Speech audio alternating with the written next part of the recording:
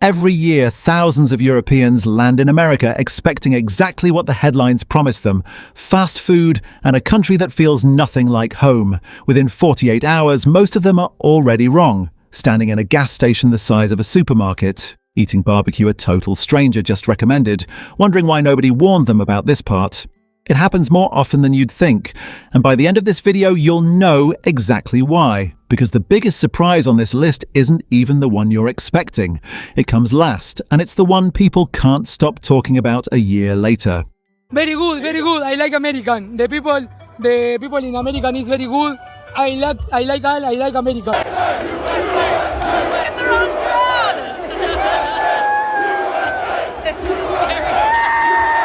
Let's start with the one thing almost every first-time visitor gets wrong: distance. In Europe, a 12-hour drive can carry you through 4 or 5 countries. Different languages, different food, different everything. In America, that same 12 hours might not get you out of Texas. Driving the length of the United Kingdom takes about 14 hours. Driving across Texas takes about the same. One is a nation, the other is one state. And once that sinks in, everything else starts making sense. The highway interchanges stacked 3 levels high, supermarket parking lots big enough to host a festival, a quick weekend trip that would count as an expedition back home. Then there are the national parks. Together they protect more land than the entire United Kingdom. Standing at the edge of a canyon, that big does something to your brain.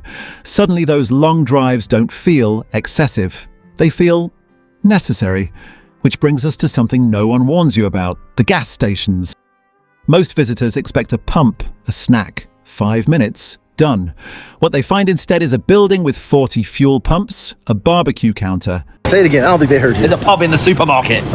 He is blown away that Harris Teeter has a pub inside the supermarket. An aisle of snacks that seems to loop back on itself, and a wall of merchandise. Not a gas station. A destination. And that's not even the moment that breaks people's brains. That comes at a wholesale warehouse store. A shopping cart built for a family of 6, ceilings stacked with pallets, a whole rotisserie chicken cheaper than the coffee they bought that morning. Almost everyone films it.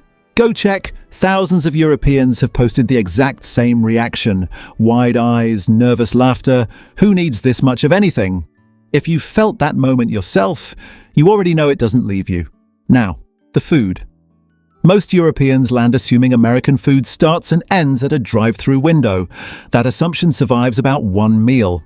Texas brisket, smoked for 12 hours until it falls apart under a fork. Fried chicken sandwiches worth planning a stop around. Roadside burritos too big for one person. 50 states, 50 completely different food cultures, most of which never make it into a travel brochure. But the real shock isn't the food. It's what comes with it. Free refills nobody has to ask for twice. Bread on the table before you've even opened the menu. A server who checks back and means it. Because tipping shapes the culture, service here often feels personal in a way that catches visitors off guard. None of this makes European food worse. A proper Sunday roast or fresh pasta doesn't need defending. It's just proof that the America only has fast food stereotype doesn't survive contact with reality. Then comes the supermarket, and this is where a lot of visitors go quiet. Whole aisles of cereal, dozens of chip flavors, a wall of sodas most Europeans have never seen. I said infinite soda options. Like, what's a Mountain Dew? What's a Baja Blitz? Choosing between 2 or 3 options back home suddenly becomes choosing between 30. And then there's ranch dressing, which Americans put on things that to a European have no business being dressed. Most arrive skeptical. A surprising number leave converted. But none of this, the size, the stores, the food, is the thing people remember a year later. That's this. Someone smiles at you on the sidewalk for no reason. A cashier asks how your day is and actually waits for the answer. A flat tire on a back road brings 3 strangers over in under 10 minutes. Not to stare, to help. Ask for directions and you might end up in a 20-minute conversation about hiking trails, the best diner in town, or an open invitation to a neighborhood barbecue. It's not that every American is like this, and it's not unique to America, but for visitors braced for coldness, it rewires something. European warmth exists too. It just looks different. Friendships take longer to build there, but they run deep. Humour is drier, kindness is quieter, shown more than said. Neither is better, but when you've spent your whole life expecting reserved and you get a total stranger inviting you to dinner instead, that's the moment people replay on the flight home. Right after that comes the number that makes people stop scrolling: housing. The price of a small terraced house in parts of the UK can buy a 4 or 5 bedroom home with a yard and a 2-car garage in parts of Texas or Florida. That's not the whole story. New York, LA, and San Francisco are as expensive as anywhere in Europe, and plenty of Americans are priced out of their own cities. But the contrast, where it exists, is real enough to make visitors double-check the listing. It's not proof one country solved housing. It's proof that when land is abundant, everything about daily life gets built differently. Wider roads, bigger homes, yards as the default instead of the exception.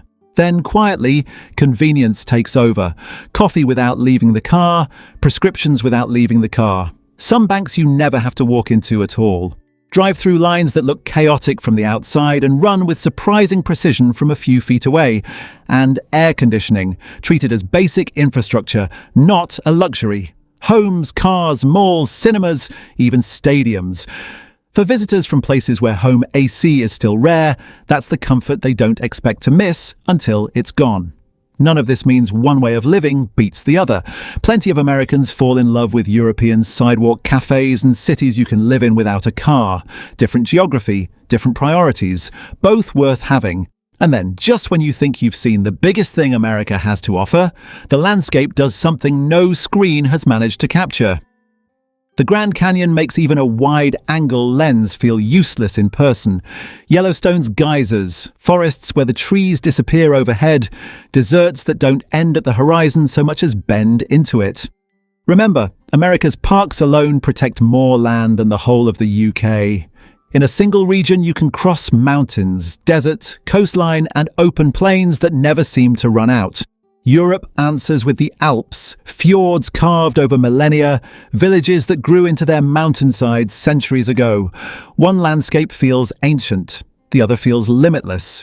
Neither cancels the other out. 48 hours after landing, scared of a country they thought they already understood, most visitors end up somewhere like this.